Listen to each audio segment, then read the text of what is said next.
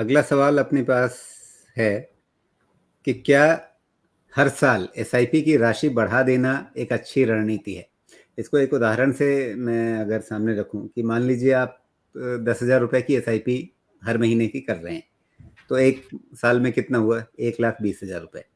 अब अगली बार आपने 10,000 को 11,000 कर दिया, तो फिर 11,000 गुने 12, आपकी अगले साल जमा होने वाली जो राशि है, जो आप पैसा अपनी तरफ से कैपिटल इन्वेस्ट कर रहे हैं, पूंजी जमा कर रहे हैं, वो आपकी अगले साल बढ़ गई। मतलब 1,20,000 के बदले वो 10% और बढ़ गई। तो क्या इस तरह से हर साल पैसे बढ़ाते रहना, एसआईपी की राशि बढ़ाते रहना, वो एक अच्छी रणनीति है? इसका अगर आप अंदाजा बताएं कि अगर कोई एक ही अमाउंट लगातार 10 साल तक एसआईपी चला रहा है और हर साल 10% बढ़ाते जाने की रणनीति पे चल रहा है, दोनों में कौन सा ज्यादा फायदेमंद है? जी, तो राजीव जी, बेशक जिस जहां पे मेरा ज्यादा पैसा निवेश हो रहा है, हर साल मैं उसको 10% से बढ़ा रहा हूं, तो वो मेरे लिए ज्यादा बेनिफिशियल है, क्योंकि वो मेरे लिए अमाउंट जो है वो बड़ा होता है। ठीक है। लेकिन मैं इसके पहले कि मैं उन आंकड़ों पे बात करूं, इसका इम्पोर्टेंस जो है, इसका महत्वपूर्णता जो है ना इसकी, कि जो हम क्यों हर साल हमको एसआईपी बढ़ाना चाहिए, ये एक बहुत ही इम्पोर्टेंट चीज है कि राजीव जी, हम बहुत से निवेशक को हम उनके म्यूचुअल फंड पोर्टफोलियो बनाने में हम हेल्प करते हैं और गाइड करते हैं। और हमने एक चीज देखी है कि अगर भले आपका लॉन्ग टर्म गोल जो है काफी बड़ा हो अमाउंट, लेकिन उसको वहां तक पहुंचने के लिए आज हो सकता है कि मेरे पास एसआईपी अमाउंट मेरी कम हो, लेकिन मुझे ये पता है कि हर वर्ष मेरे जो है मेरा इनकम में ग्रोथ होगा, मेरी बचत करने की क्षमता और इम्प्रूव होगी। तो वो दोनों चीज को देखकर अगर हम उसको प्लान करें कि आज भले मैं 10,000 की एसआईपी कर रहा हूं, अगले साल से मैं यही 10,000 को 11,000 करके हर महीने में इन्वेस्ट करूंगा। अगर हम वो स्ट्रैटेजी को यूज करें, तो पहले स्टार्टिंग में जो मुझे गोल बहुत ही बड़ा लग रहा है वो लगेगा नहीं। एक दूसरा है कि मेरे सारे फाइनेंस पे जो बोझ जो आता है कि नहीं, मुझे वो अमाउंट करने के लिए अगर मेरा 10,000 का एसआईपी नहीं, मुझे अगर सेम एसआईपी अमाउंट रखना है, तो मेरी एसआईपी अमाउंट काफी बड़ी हो जाएगी। तो पता नहीं, मुझे 10 की जगह पे शायद से हो सकता है कि मुझे 20,000 22,000 का एसआईपी करना पड़े।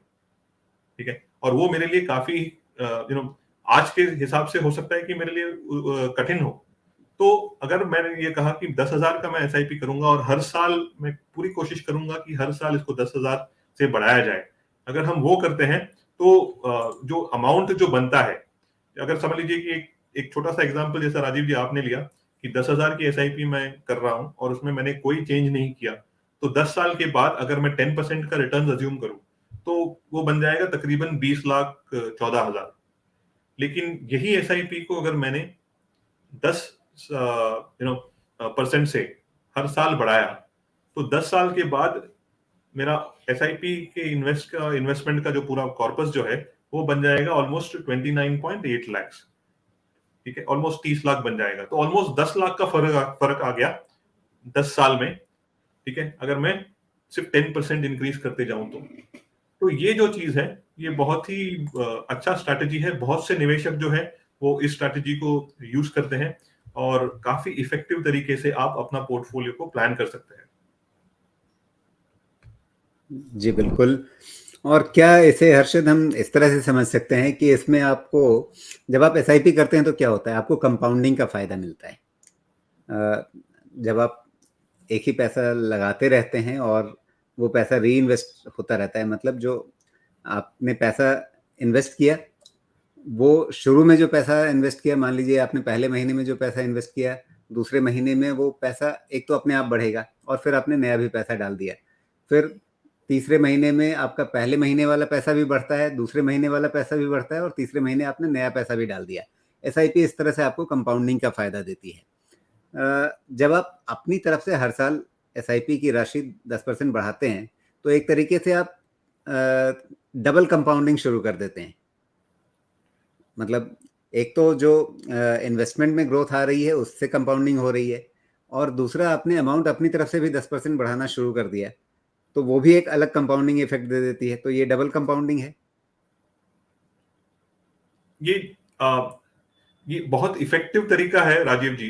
ओके, क्योंकि इसमें आपका जो एक होता है कि आप जो कमिटमेंट जो करते हो ना, ठीक है, वो आपको ये स्ट्रैटेजी आपको और काफी कमिटेड बना देती है। और खास करके हमने एक और चीज देखा है जहां पे मुझे ऐसा लगता है आज के दिन पे अगर मैं अपने लॉन्ग टर्म गोल को देखूं कि अरे मुझे अपने रिटायरमेंट के लिए या फिर बच्ची के एजुकेशन के लिए मुझे